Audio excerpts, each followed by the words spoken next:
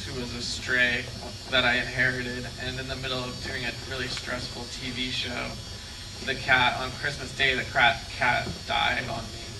And I was behind on scripts anyway, and then, the network already hated what I was writing, and after I wrote the most depressing half-hour sitcom of all time, after the cat died, they really hated what I was doing, and so I got even more behind, and actually the show sort of shut down because this cat died, and so I was, I thought that was kind of an interesting life experience, and to write about something something that people don't,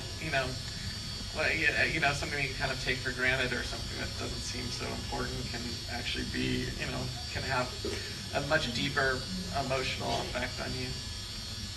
So did you replace the cat, or was that cat irreplaceable? Well, the cat was irreplaceable, but I did replace it with 2 cats, and then I got 2 dogs.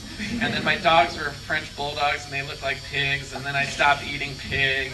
And then I did sort of like, I ended up a little bit like Peggy. I started rescuing dogs off people's lawns that weren't even lost. That's called stealing. Yeah, that's right. I learned that the hard way. I read that you wrote this movie with Molly Shannon in mind, is that right? Yeah, well, Molly was doing this show that I was, this hellish TV show. She was the star of it. What's the TV show? It was this show called Cracking Up, which was a... I think we got that over here, we didn't know? No, well, they didn't get it over there either. It was kind of, well, yeah, actually, sort of. And, but it was, when you do a show or you do a movie, you ask all these people that you admire to come and party with you, and then the party ends up sucking, and then it just never ends. It goes on for weeks, and you're like, I'm sorry, the party sucks, but I don't. And so after that was over, I felt like I wanted to, I just wanted to do something. I just fell in love with her as a person and as an actress, and I just thought it'd be fun to do something that was kind of, gave her something to do, and also was an antidote to the experience that we'd had on this show. And how do you feel about making much-loved American icons like John C. Reilly and Laura Dern so obnoxious? Well, I felt, I don't know, it was pretty amazing how willing to be obnoxious they were. But I think Laura Dern has like 2 young kids of her own, so she was just channeling that side of herself. Or maybe channeling all the evil mummies that she met. Exactly. Yeah. There is a sort of political side to this film. There is a serious point to it about animal rights. I mean, how seriously do you want it to be taken in that regard?